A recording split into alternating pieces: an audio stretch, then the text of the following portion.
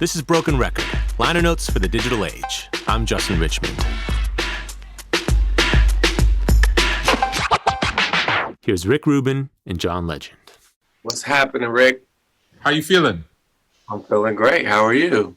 Good. It's nice to see you. My pleasure. Are you in Malibu? We're probably really close to each other.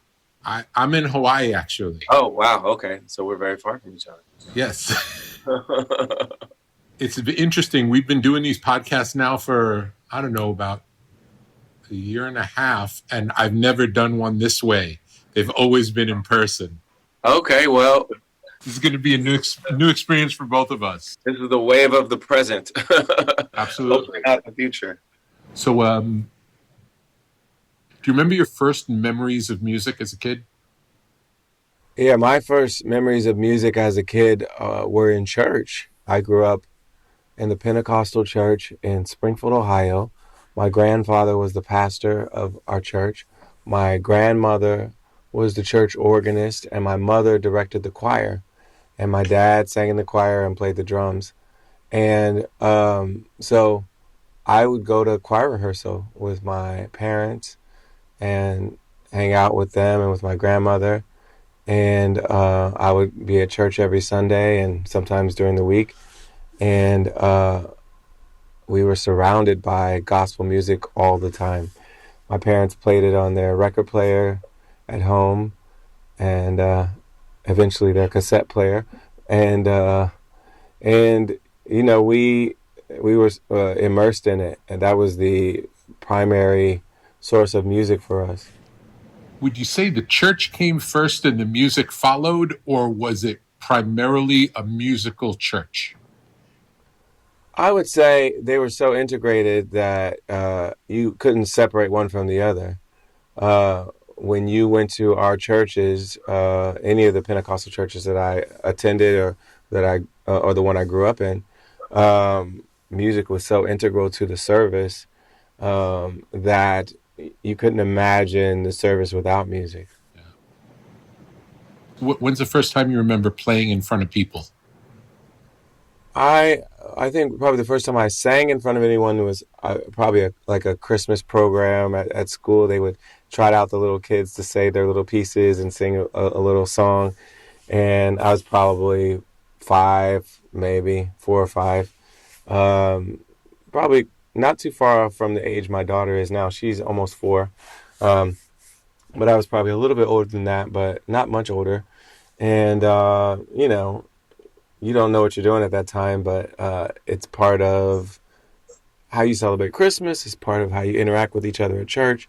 And then I remember one of the first real productions I was in was a Christmas play at my elementary school. I, for part of my elementary school years, attended a Christian school called Springfield Christian School. And some of the time I was homeschooled as well. But for the time that I was there, I was a participant in some of the like Christmas musicals and other, you know, little productions that the elementary school would do. And then was there a moment in time where you decided to make it a profession, or did it happen organically? Well, it started happening early. So, you know, I would watch Star Search, and I would watch the Grammys, and I would watch Solid Gold and Soul Train, and I would see artists who were seemingly enjoying themselves doing what they love to do and performing in front of large audiences. And I wanted to be one of those artists. I loved singing at church, but I wanted to be one of the artists I saw on television. I would see Stevie Wonder, Michael Jackson, Luther, you know, certain artists caught my attention. Aretha Franklin caught my attention and made me want to be on the stages where they were performing. And so I dreamt of being here very early in my life. I didn't know what that meant, you know.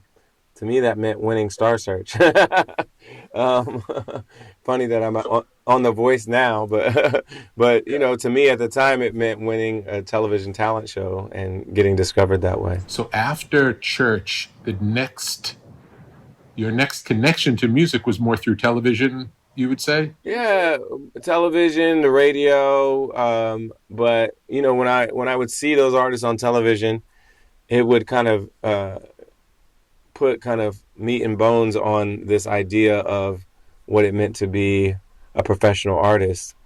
It would, it gave me a visual representation of what that meant, and not just singing it for free at church or singing it locally at school, but doing it for a living and doing it on big stages. Television was what kind of introduced me to what that meant. Do you remember when or if when you noticed the difference between the music that was particular to the church and non-church music? Oh yeah, my parents made it clear that secular music actually wasn't really welcomed in our home. So we didn't have like almost any secular recordings in our home at the time, even though we'd see some things on television. We When we were young, my parents were very strict about those kinds of things. So we didn't have any secular music recordings at home. When I got a little older, things got a little more relaxed, and my parents were going through a divorce, and so they got a little more relaxed too.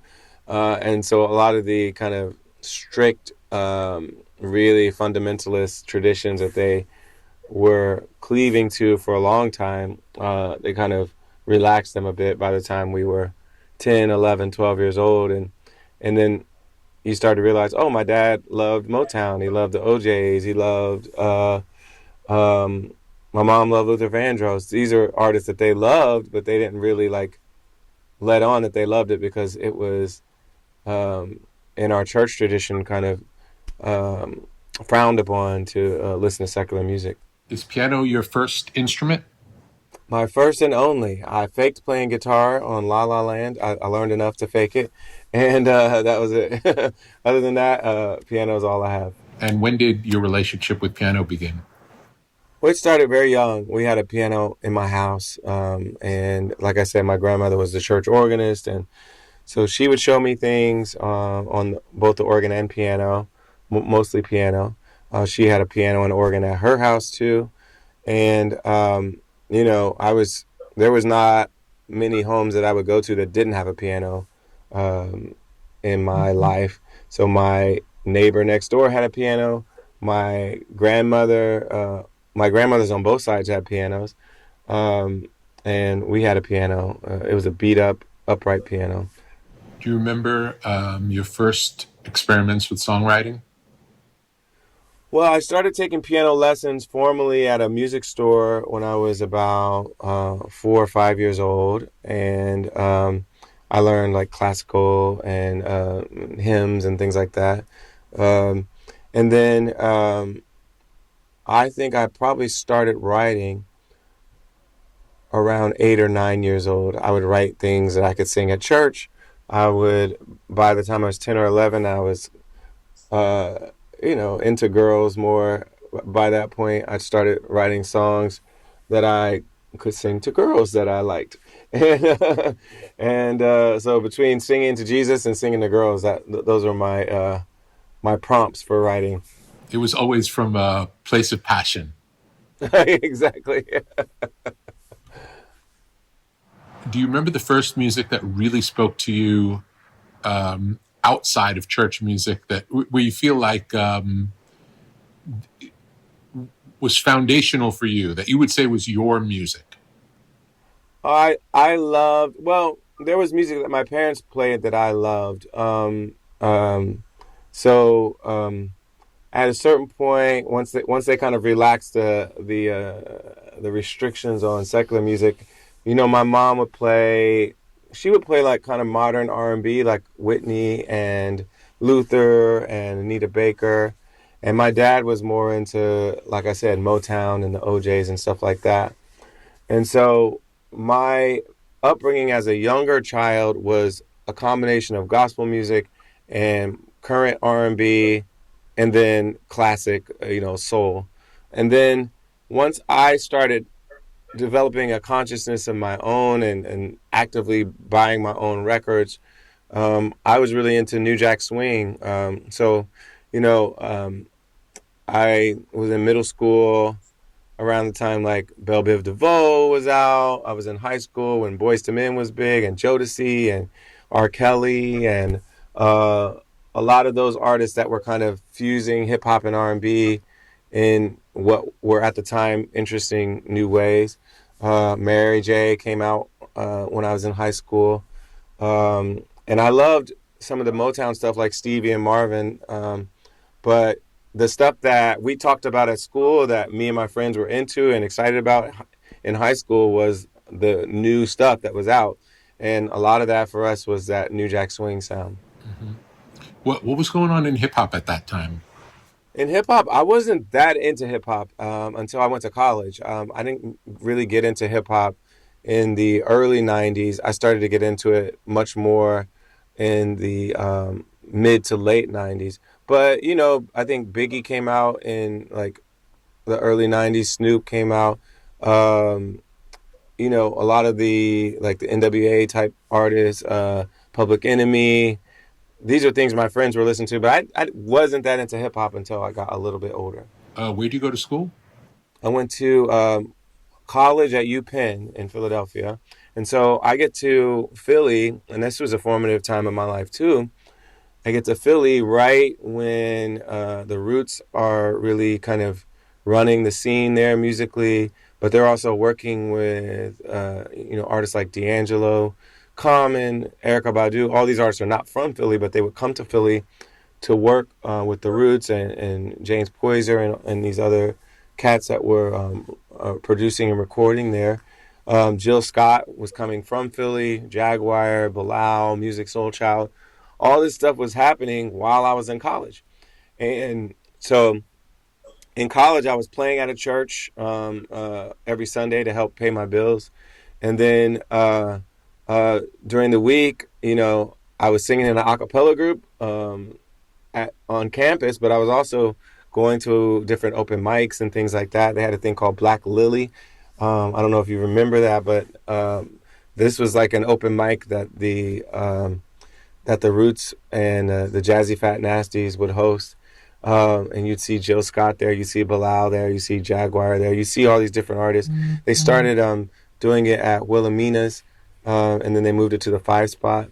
And you would see all of this music being made, and it was amazing, and it was exciting to be a witness to it. I didn't have any Philly roots at the time. I was just going to school there, so I wasn't that connected to the local artist scene at that time. But I just started to go to these events and observe and be inspired by what they did. And then I think between that and meeting Lauryn Hill in '98 through one of the singers that was singing in the choir at the church that I was playing for, all of those things kind of served as inspirations for me to really pursue being a solo artist and writing my own music and really making an earnest effort to be seen and heard by record labels, management, and then eventually the world. All that started to happen while I was in college, while I was in Philly, while I was seeing all these other incredible artists doing their thing. It made me want to do it. And so at that time, would you have been, when you started pursuing it in that way, did you make demos or did you go out and play live? So I started making demos when I graduated high school young. I was homeschooled some of my early years, and so I graduated high school when I was 16. And so I got to Penn when I was 16 years old. I would lie about my age because I just didn't want to be the weirdo who was 2 years younger than everybody else. So I would lie and say I was 17. It made me a little younger, but you know, it wasn't too big of a stretch. Anyway, I get there, I'm 16, and I'm figuring myself out what I want to do. I'm also, you know, going to class, doing a work study job, all these things. But people started to hear me sing. I auditioned for this a cappella group, and people loved my voice there. And I started to get a little bit of a reputation around campus as one of the better singers on campus. And so guys that were musicians or songwriters or producers would start to reach out to me and say, hey, you want to collaborate on some stuff together? I want to help you, make a demo. I want to help you create some new songs. So one of the guys was a guy named Dave Tozer, who was not a student at Penn, but he was living in Philadelphia and was friends with some of my friends at school. And so we met then. He plays the guitar, bass, produces, and writes songs. And we've been writing songs together since then. We're working on a project now, and we've been writing together since probably 1997, 1998. There was another guy who was graduated from Penn, but he happened to be in the same a cappella group that I was in, and he was producing and arranging for pop artists at the time. He was like arranging for Lisa Loeb and other artists that were popular at that time in the mid to late 90s. And he had seen me at one of our shows and was like, "Oh, I really would love to work with you and write and produce with you." And then there was another guy you might know. His name is Ted Chung. He works with Snoop, and he's from LA, and he manages Snoop now as part of Snoop's business team. But at the time, he was just a student at Penn, and he was rapping and producing as well. And so all these different guys that I met at school that were working on music and producing and writing, and we're like, hey, let's collaborate on some stuff. And so I started to put together a demo during that time. And the first demo I created was with Dan Coleman, and then the second one I created was with Dave Tozer. But I was also collaborating with other producers. And one of the producers I met was Veda Nobles, who was working with Lauryn Hill at the time. And he worked on The Miseducation of Lauryn Hill. I played piano on Everything is Everything when I met Lauryn Hill through one of my friends that was at the church that I was directing music at. And Lauryn, the day I met her, asked me to play on the song that they were working on at that time, which was Everything is Everything. Also auditioned for her band right after that to see if I could go on tour with her after the album came out. I didn't make the band, so I didn't drop out of school, but I would have. But then after that, I graduate school. I have a couple different demos that I've made, and I keep working on new music, trying to get heard by different people, record labels, managers, etc. And I take a career detour and become a management consultant. It's kind of like almost peer pressure, because all my other friends were like applying to banks and consulting firms and accounting firms. And one of my friends who was a year ahead of me at Penn, she had graduated and she was working at this place called Boston Consulting Group. And I was like, "What do you guys do?" And she explained what they did. And you know, it seemed like a prestigious thing to do, and like something that really smart people should try to do. And so I applied and got an interview and got the job. And they offered me like $50,000 a year the first year out of school, which was a gargantuan amount of money for me at the time. My dad never made that much money in any year as a factory worker. And they offered me this money and this job at Boston Consulting Group in Boston. And I'm like, I'm going to take it, of course. So I take it. I get frustrated living in Boston and asked them to transfer me to New York so I could be closer to the music scene there. And I moved to New York. I roomed with two guys. One of the guys was Kanye's cousin. And Kanye's cousin, his name is Devon Harris. He went to Penn with me. And he was living in New York with another friend of mine. And they were living on 2nd Avenue between 7th and St. Mark's. And they were working in different corporate jobs, and they were like, "Do you want to come live with us when you move to town?" And I was like, "Yeah." And so Devon is working during the day at Price Waterhouse, another consulting firm, but at night he's like making beats and he's DJing a little bit. And then his cousin moves to town. His cousin, of course, is Kanye West. Kanye moves to Newark from Chicago, and this is right around, I think either 2000 or 2001. And in 2001, September 11th, the day, the Blueprint came out, as you might recall. And that's Jay-Z's, really important album, and it was huge for Kanye's career and Just Blaze's career because they had a lot of the beats on that album. And Kanye kind of starts to blow up as a producer. He just moved to Newark and was working in the hip hop scene in the tri-state area. And his cousin Devon introduces the two of us and says, "You guys should collaborate." And that's how I met Kanye. He came to my show at Jimmy's Uptown in Harlem. And I was, gigging, doing, selling my demo out of my trunk of my car, playing my music for record label executives. And Kanye comes to the show. And he says we should start working together. And we started working together. He was working on what eventually became The College Dropout. I would sing on a lot of the demos.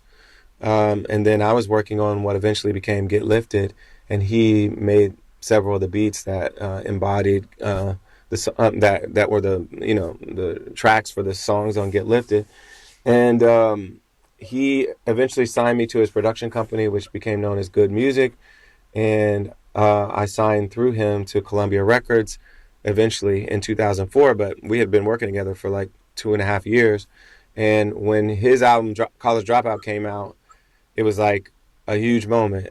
He sold like 400,000 copies the first week. He was really becoming a real musical phenomenon that we know him as today. And the labels were like, "Who's next?" from his camp, and I was next. And so multiple labels wanted to sign me finally after playing the same demo for them, for the last couple of years. Kanye's success made everything that we had made before sound a lot better to everybody. And so I got multiple offers, and I took the offer at Columbia, and I'm still at Columbia. We'll be right back with more from John Legend. We're back with more from Rick and John Legend. Let's talk about Ordinary People, because it's, when you think of the popular music of the day when it came out, that's not what it sounds like. It really stands apart from everything else going on. And I can remember Kanye playing it for me then, and I remember being surprised that that's what he was playing me. Yeah. And that has an interesting story as well. I was managed by David Sonnenberg, and David managed and Seth Friedman, and they managed the Black Eyed Peas. And so very early into me signing with them, they loved the stuff I had done with Kanye, but they were like, "Do you want to work with our guy will.i.am? He's really talented too. He's a great musician, and I feel like you guys would vibe well together."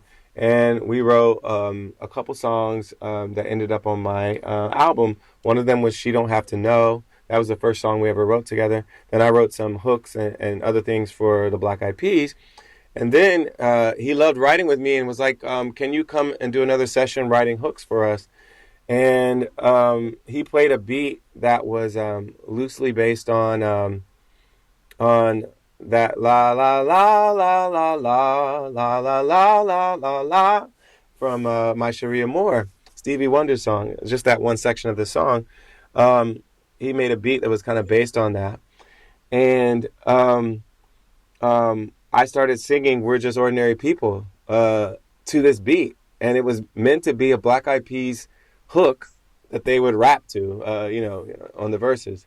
But the more I thought about the song, I was like, you know what, Will? I feel like this song isn't a Black Eyed Peas song. It's a John Legend song. And I basically took back the chorus and started writing a song, a full song for me to sing around that chorus. And that's the story of Ordinary People. So I told Will that, if you let me take the chorus back, I'll let you produce the final product. And eventually, we all came to the understanding that the demo of me just singing it with vocal and piano was better than anything we could do to it to, make it sound more relevant or current or whatever. And so we just left it the way it was. It's a remarkably bold choice. It was clearly the right choice, but very unusual. there are so many stories of the demos being better than the records. Yeah. And this was one where the demo got to be the record. And it again, happens rarely. Especially, very rarely. And the reason it happens so rarely is because it rarely fits with what's going on. But when you allow something to be the thing that it is in its own greatness, as opposed to how it relates to other things, it can have a life of its own. And it can have a life of its own that can transcend everything else that's going on that sounds like everything else. So it can actually be a bigger deal. And I think it had the power of stopping everyone in their tracks when it came on the radio. People would tell me that they remembered the first time they heard it. And I think the fact that it sounded so different than everything else made you stop and pay attention in a way that you wouldn't have done so otherwise. Absolutely. Tell me a little bit about stylistically that particular song. What would you say the inspiration was musically? Like, where was your head at for that to sound like that? Well, clearly Stevie Wonder was there because we definitely based it off of a part of My Sharia Moore. But when you look at the top line, the vocal and the melody of the song, it's not really exactly a Stevie Wonder type melody. It was kind of based on some of my gospel influences, I think, as much as anything. I don't even think of the piano as Stevie related.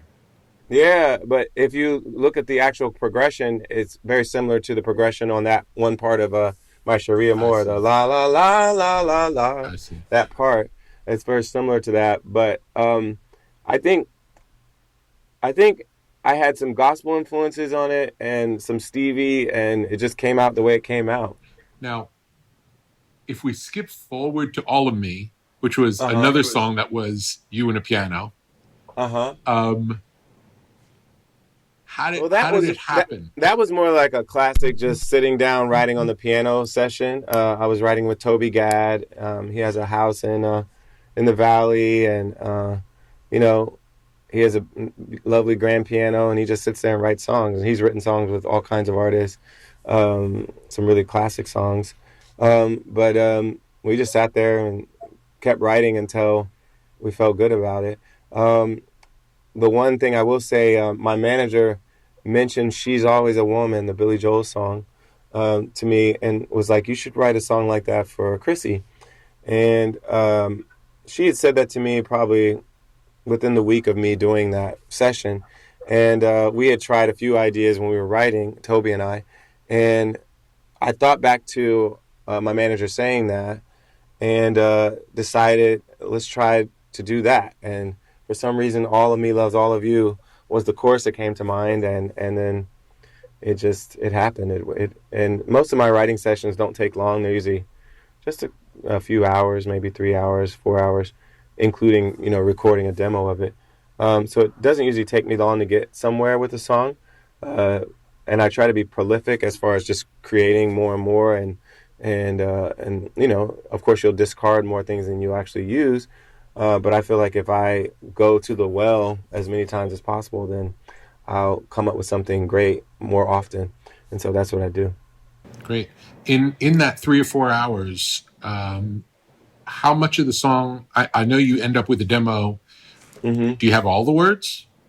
I usually have 90% of what the final product is going to be. That's amazing. Well, part of it is because I like to write with co-writers, and so I think when you write with someone else, between the 2 or 3 of you, you'll get like pretty much everything you need for the lyric, and it comes to me pretty quickly, and especially when I'm working with someone else, because those fresh ideas and fresh lens on who I am and what they expect from me, I think it's cool to have different perspectives in the room, and I think it helps us write pretty quickly. Beautiful. There's also there's a certain benefit to taking advantage of the moment when the song first arrives. Yeah, there's like an energy that's very hard to recreate. Absolutely. And I'll occasionally go back and say, this lyric isn't as effective as I would like it to be. Let me change it to something else. And I'll occasionally do that, but almost all of my songs are pretty close to being finished as compositions in the first session. Beautiful. Have you ever considered doing a whole album of just you and a piano? Yes, I've done a live album like that. This was way back. We called it Live at the Tin Angel. No, Live at the Knitting Factory. Sorry. We did one live at the Tin Angel too, but that was acoustic guitar. But I did Live at the Knitting Factory, was just me on the piano the whole time. This is right before Get Lifted. I think '03. Get Lifted came out in '04, but I haven't done one since. But I would definitely consider doing that. Yeah, it feels like we like hearing you that way. Yeah, absolutely. Cool. Can you think of any difficulties that you've had to overcome to get to where you are now? Oh, I feel like there's always difficulties. I mean, you start with just trying to be seen and heard and make the right connections with the right people that'll help you amplify your voice to the rest of the world. So part of that is just, in the traditional music business, it was trying to get a record deal, which is more optional now than it used to be. But back in '04, on '02, '03, it felt very mandatory. And so, part of what the difficulties were just being taken seriously and having your value seen by gatekeepers that decide who gets heard by the masses. But even now, you're still, every time you put a new song out, every time you put an album out, there are still gatekeepers. There are streaming services, radio programmers, the fans themselves. Everybody's still evaluating you. What have you done for me lately? One song at a time or one album at a time. And just because you've been successful before doesn't mean they're going to embrace whatever you do next. And so I feel like it's always going to be difficult. And in some ways, you could argue that it gets harder once you hit a certain age in this business that values youth and newness. If an artist 15 years younger than me put out the same music, would it be accepted more because they're fresh and new? I don't know. Who knows? But all I can do is make music that I'm excited about, that I hope I can get other folks excited about. Absolutely. So we talked about the church informing your music. Would you say that the church informed you in other ways beyond music? I think my parents took their faith very seriously, and they weren't hypocritical, because I there's a common strain of kind of holier than thou fundamentalist Christians who are not only, devout in the sense of they go to church a lot, but they use it almost as a weapon to judge other people and to condemn other people. But I always got the sense that my parents weren't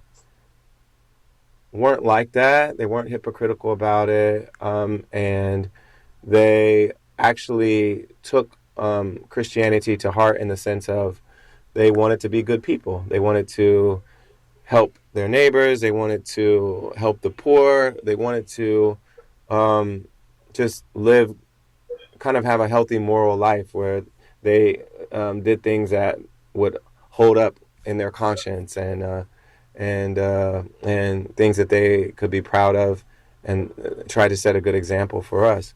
And so I think they, even though I'm not religious now and don't attend church or any religious services, I do feel like the lessons that they try to impart on us about character and what it means to be a good human being, that for them were informed by their faith.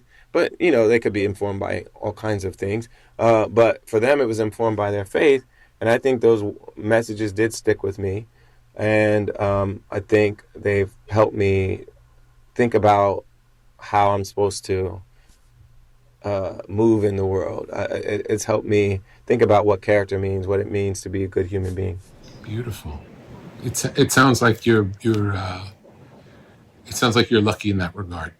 Yeah, and like I said, I don't believe that church or or mosque or synagogue is the only way that you can learn these things or think about these things. But when there is a group of people that have committed themselves to trying to be good human beings and they talk about what that means and hold each other accountable, I think it is a healthy thing if it doesn't go too far. How would you say your relationship to music has changed since the early days of going to church to now? Oh, that's a good question. Music still gives me so much joy. I love writing music. I don't feel like I've gotten jaded in this business. I love writing music. I love the feeling when it comes together. Sometimes it doesn't come together all the way in the songwriting session, but when the production, the arrangement comes together, the right groove, the right guitar part, the right string arrangement, when the record really comes together and you just feel like you want to be immersed in it, it's so joyful. It's so exciting. It's so moving for me. And then when I hear other artists do that in a way that moves me, it just renews my faith in music, and my faith in music just keeps being renewed. And it's I feel so fortunate to have this be the thing that I do most of my life. It's pretty amazing. When we come back, John shares with us the song he's currently obsessed with. We're back with John Legend. Beautiful. Do you remember the last thing that really moved you musically? Oh, let's think. Well, there's a song called I'll Come Too by James Blake.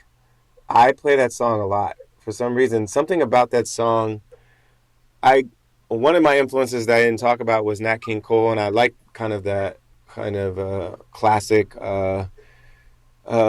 kind of Gershwin-y, Cole Porter, those kinds of songwriters from back in the day. And I loved Nat King Cole's voice. And I was talking to James about that with I'll Come Too, it reminded me of some of those old songs. And something about the way he sings it, the production, everything about it, I just want to hear it over and over again. It's such a well-written song. I love how the melody swoops, like, I'll go your way, that's not right. And the strings, and I love how romantic it is and unironic it is. It's just like, it's about diving in, and it really does remind me of one of those old, like, 1920s kind of, almost like an old show tune. Yeah, exactly. And it's so lovely. Really beautiful. Yeah. Thank you for sharing that. Mm-hmm. All right, man.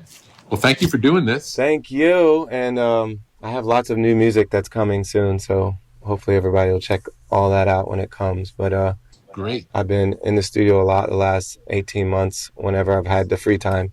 And we've made some things I'm really excited for people to hear.